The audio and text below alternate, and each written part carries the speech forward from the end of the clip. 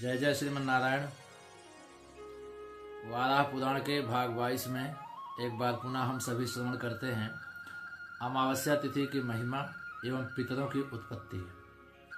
नमस्तस्मै वराहाय लीलयोद्धरते महीं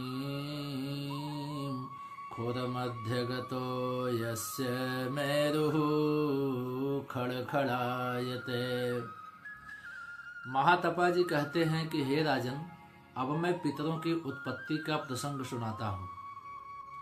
प्राचीन समय की बात है। प्रजापति ब्रह्मा जी अनेक प्रकार की प्रजाओं का सृजन करने के विचार से मन को एकाग्र करके बैठ गए।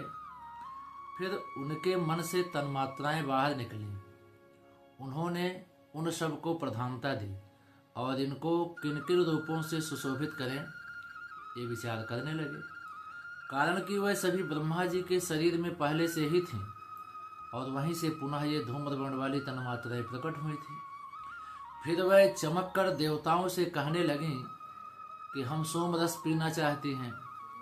साथ ही उनके मन में ऊपर के लोक में जाने की इच्छा भी हुई।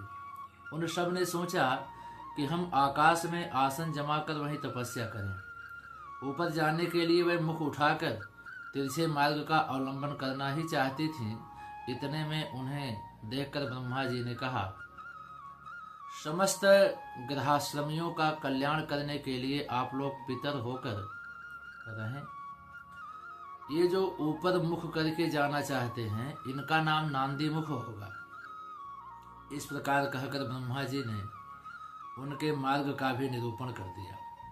राजन, उस समय ब्रह्मा जी ने उन पितरों के लिए मार्ग सूर्य का दक्षिणायन काल बता दिया।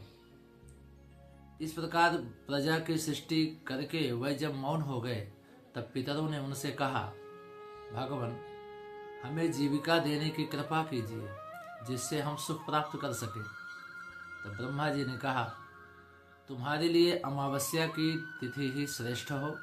उस तिथि में मनुष्य जल, तिल और कुश से तुम्हारा तर्पण करेंगे। इससे तुम परम तृप्त हो जाओगे। इसमें कुछ भी संदेह नहीं है।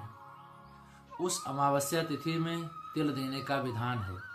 पितरों के प्रति श्रद्धा रखने वाला जो पुरुष तुम्हारी उपासना करेगा उस पर तुम्हारी विशेष कृपा प्राप्त होगी और यथा शीघ्र ही उनके पितरों का भी कल्याण होगा।